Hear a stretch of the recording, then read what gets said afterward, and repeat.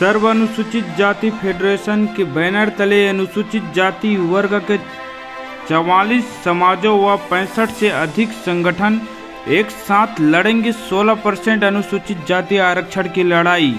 लिया गया फैसला, हर ब्लॉक व हर जिले के साथ राजधानी में होगा बड़ा प्रदर्शन। हमारे सहयोगी धनंजय बरमाल क्रांतिकारी युग ने की खास बातचीत। देखिए पूरी वीडियो क्रांतिकारी युग के साथ। छत्तीसगढ़ सरकार के नए अध्यादेश के बाद अनुसूचित जाति वर्ग अपने आप को ठगा हुआ महसूस कर रहा है। इसके बाद से लगातार प्रदेश में आंदोलन के रूपरेखा तैयार किए जा रहे हैं। अनुसूचित जाति वर्ग के सारी जाति के लोग जो हैं यहाँ एक बैनर के तले इकट्ठा हुए हैं। आइए जानते हैं किस तरीके से जो है छत्तीसगढ़ सरकार के इस फैसले के बाद किस तरीके से विरोध की तैयारी चल रही है। हमारे साथ बौद्ध समाज से सुनील राम टेके जी, और उनसे जानते हैं कि किस तरीके से आगे का ये जो बैनर तले जो तैयारी चल रही है किस तरीके से रहेगी। जी बताएं। आज रायपुर में छत्तीसगढ़ सतनाम टाउन प्लाजा में अनुसूचित जाति के सभी जातियों की लगभग 44 जातियों में से लगभग अधिकतम जातियों की यहाँ बैठक हुई। अनुसूचित जाति वर्ग के लोग जिनका आरक्षण 16% होना चाहिए, और उसके लिए हम सभी लोग मिल करके जितनी भी जातियाँ यहाँ मिल करके एक संयुक्त ज्ञापन देंगे। ज्ञापन देने के बाद में हम लोग ने उसमें एक रणनीति बनाया है। उसमें हम लोग जितने भी जाति के प्रतिनिधि यहाँ पर हैं उन लोग एक आंदोलन करेंगे पूरा राज्य स्तर पर, जो कि आंदोलन एक भव्य आंदोलन होगा, जिसके लिए सरकार को हमारे अनुसूचित जाति जो अभी भी ठगा हुआ महसूस कर रहा है उनके मांगों को, उनके संवैधानिक अधिकारों को वापस लेना पड़ेगा। ठगने की बात लगातार सामने आ रही है, किस तरीके से हम इन चीज़ों को हम देखते हैं। आइए जानते हैं किस हमारे साथ और कुछ साथी हैं रायपुर से भी जुड़े हैं। लक्ष्मण भारती जी, इस पूरे मामले में आप कैसे देखते हैं, किस तरीके से जो अनुसूचित जाति वर्ग है इस फैसले से ठगा हुआ है? सबसे महत्वपूर्ण बात तो ये है कि हम लोग सरकार पे विश्वास करने वाले लोग हैं। शासन जो कहती है वो हम लोग स्वीकार करते हैं। 2012 में जब आरक्षण को कम किया गया तत्कालिक भाजपा के सरकार के द्वारा, उस समय आज जो सत्ता में बैठे हुए लोग हैं जो आज सरकार चला रहे हैं, उन्होंने अपने विधानसभा में और विधानसभा के बाहर ये कहा कि ये सरकार जो अभी है वो सरकार अनुसूचित जाति की हितैषी सरकार नहीं है। अगर हमारी सरकार होती तो हम 16% आरक्षण कभी कटने नहीं देते, और कभी भविष्य में अगर कोई हमारी सरकार आई तो हम अनुसूचित जाति के 16% आरक्षण का समर्थन करेंगे और देंगे। तो साथियों, हमने सरकार के ऊपर भरोसा किया, आज उनकी सरकार है। जब आज ये जो बिल आया, पहला अधिनियम तो 2003 का था, जिसको माननीय न्यायालय में हमारे कुछ संगठनों ने चुनौती दिया था। उस न्यायालय में एक फैसला आया कि 2012 के अधिनियम को हम निरस्त करते हैं। तो इससे स्वाभाविक तौर से अनुसूचित जातियों में एक आशा ये जगा कि चूंकि 2012 का अधिनियम निरस्त हो गया है तो 2003 का अधिनियम अपने आप में लागू हो जाता है। तो अधिनियम लागू होने का अर्थ यही लगाए कि अनुसूचित जाति को 16% आरक्षण बरकरार रहेगा। लेकिन हमारे अनुसूचित जनजाति भाइयों का आरक्षण जो 32% उनको जनगणना के आधार पर दिया गया था वो कम हो गया। ये हमारे लिए बहुत बड़े दुख का कारण बना, और उस दुख के कारण हमने अपने भाइयों के जो हित के लिए जो सरकार ने अभी जो नया अधिनियम लाया 2022, जिसमें उन्होंने 32% का घोषणा किया, अनुसूचित जातियों ने तहे दिल से उनका स्वागत किया।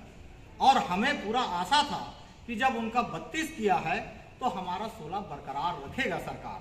और इन्हीं आशाओं और विश्वास के साथ हम लोग इस आंदोलन को आगे बढ़ाए। ना ही हमने आंदोलन किया और राज्य सरकार के ऊपर भरोसा किया, लेकिन निश्चित तौर से हमें जो अभी आपने बोला ठगा हुआ सा, निश्चित तौर से सारे जितने भी हमारे अनुसूचित जाति के जो आज इस बैठक में उपस्थित हुए थे 44 फिरके, वो सभी लोगों ने एक स्वर में बोला कि हम संवैधानिक लोग हैं, संविधान को मानते हैं और सरकार के तरफ हमारी निगाह रहती है कि सरकार हमारे हित में क्या फैसला ले रहा है। लेकिन ये 13% का फैसला जो था वो सभी अनुसूचित जातियों के लिए दुखदायी फैसला था, दिल को ठेस पहुंचाने वाले फैसला था, समाज को आहत करने वाली फैसला था। इसलिए आज ये बैठक हमने आई। अनुसूचित जाति ठगा हुआ महसूस कर रहा है और आगे लगातार इनकी जो रणनीति है हम जानते हैं आगे कि किस तरीके से आगे की रणनीति रहेगी। ये बताएंगे किस तरीके से जो है आने वाले दिनों में इस जो बैनर के तले आप क्या करने वाले हैं? देखिए, आज सर्व अनुसूचित जाति फेडरेशन बैनर तले पूरे प्रदेश भर के तमाम जो अनुसूचित जाति वर्ग के संगठनों के प्रमुखों को बुलाया गया था और काफ़ी संख्या में लोग आए हुए थे। आज हम लोग संयुक्त रूप से यह निर्णय लिए हैं कि भूपेश सरकार की जो तानाशाही रवैया है, अनुसूचित जाति वर्ग के प्रति जो भेदभाव और पक्षपातपूर्ण जो फैसला लिया गया है, इसके हम सभी पुरजोर विरोध करते हैं। और इस बात को सरकार ने जो हमारे साथ किया है अनुसूचित जाति वर्ग के साथ, इसकी जानकारी गांव-गांव तक हमारे लोगों को, खेती किसानी करने वाले लोगों तक, जो मजदूरी करते हैं उन तक पहुंचाने के लिए हम लोगों ने 3 चरणों में आंदोलन की रूपरेखा तैयार की है। प्रथम स्तर पर ब्लॉक स्तर पर हम लोग धरना प्रदर्शन आंदोलन करके अपने लोगों को जगाएंगे, बताएंगे सरकार की जो रवैया है।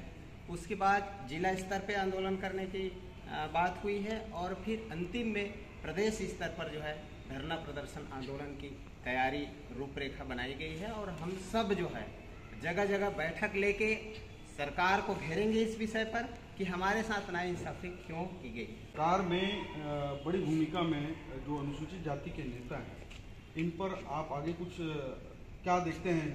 क्योंकि सबसे बड़ी जवाबदारी जो है आपके समाज के जो प्रतिनिधित्व हैं, नेता हैं, मंत्री हैं, उनसे उम्मीदें रहती है।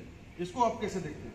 देखिए, हम लोग काफ़ी समय से ठगे ही महसूस करते हैं। हमारे जो जनप्रतिनिधि होते हैं वे समाज के नहीं होते, जिस पार्टी से वे जीत कर जाते हैं उसी पार्टी के हो जाते हैं। अभी हाल में ही हम लोग ज्ञापन देने गए थे माननीय शिव डहरिया जी को, तो उन्होंने हमारे प्रतिनिधिमंडल को कहा कि आप लोग इसको तूल मत दीजिए, क्योंकि जितनी अनुसूचित जाति की आबादी है उतना दिया गया है। उस पर हमने डहरिया जी से कटाक्ष किया। तो किस हिसाब से आप जो है चुनाव जीतने के पहले आपने अपने घोषणा पत्र में ये बात कही थी कि जब हमारी सरकार आएगी तो हम अनुसूचित जाति वर्गों को 16% आरक्षण देंगे। अब आप जो है संख्या बल और सिर गिनने की बात कर रहे हैं, तो बिल्कुल सरासर गलत। तो क्या आरक्षित नेताओं के भी कुछ विरोध का कुछ आसार नजर आता है? जी बिल्कुल, इस बात की भी आज चर्चा हुई कि अभी 18 दिसंबर गुरु घासीदास जयंती की पूरी तैयारी प्रदेश भर में हो रही है और लगभग 1 महीना तक हम लोग जयंती मनाते हैं। तो हम आज इस बैनर तले मांग भी कर रहे हैं और सारे संगठनों से आह्वान कर रहे हैं कि तमाम जो जयंतियां हो रही है, हमारे जो विधायक हैं और जो मंत्री हैं उनको बिल्कुल उनका बाइकाट किया जाए, उनको किसी भी मंच में गुरु घासीदास जयंती के मंच में आमंत्रित न किया जाए, इसके लिए भी रूपरेखा बन रही है। कुल मिलाकर ये जो अभी हाल में जो मामला है, अभी फिलहाल मामला राज्यपाल के पास गया हुआ है। आगे देखते हैं किस तरीके से रहेगा। पढ़ लीजिए, हम आपसे जानना चाहेंगे कि जो अध्यादेश आया इसके अभी फिलहाल तो राज्यपाल के पास गए हैं, आगे किस तरीके से आप इस पूरे विषय को देखते हैं, क्या रहेगा? देखिए, राज्यपाल के पास जो अध्यादेश गया है वो उनका जो बयान जिस प्रकार से आ रहा है उसमें स्पष्ट तौर से है कि अध्यादेश में कहीं न कहीं कानूनी चूक है, ऐसा वो महसूस कर रही हैं। इसीलिए ये विलम्ब हो रहा है, ऐसा सब लोग सोच रहे हैं। अभी सर्व अनुसूचित जाति के बैनर तले ये जो मांग उठ रही है कि 16% आरक्षण अनुसूचित जाति का होना चाहिए, इसका प्रमुख आधार ये है कि लोगों के दिमाग में ये चल रहा है कि ये जनसंख्या इसका आधार है, जबकि संविधान के किसी अनुच्छेद में ये नहीं लिखा है कि जनसंख्या के आधार पर आरक्षण दिया जाएगा। ये बात उल्लेखित नहीं है। ये इस तरह से जबरदस्ती अनुसूचित जाति के लोगों को एक गुमराह किया जा रहा है कि आपकी जनसंख्या 12.82% 2011 में थी, इसलिए हमने 13 दिया। ये सरासर गलत है।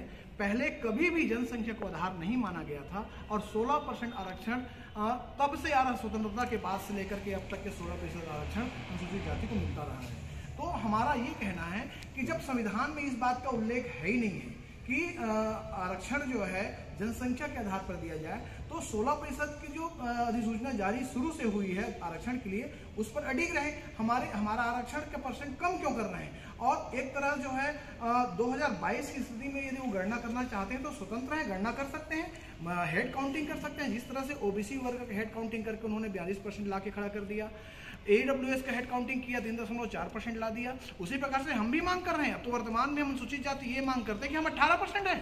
अनुसूचित जाति 2022 की स्थिति में हम 18% है और सरकार को विश्वास नहीं है, तो हमारे दावे को सही साबित करने के लिए या जो भी परिणाम आता है वो हेड काउंटिंग करा ले और हेड काउंटिंग करा करके यथास्थिति स्थिति को प्राप्त कर ले और जो काउंट में जो गणना हमको मिलती है उस गणना के आधार पर हमको आरक्षण दे।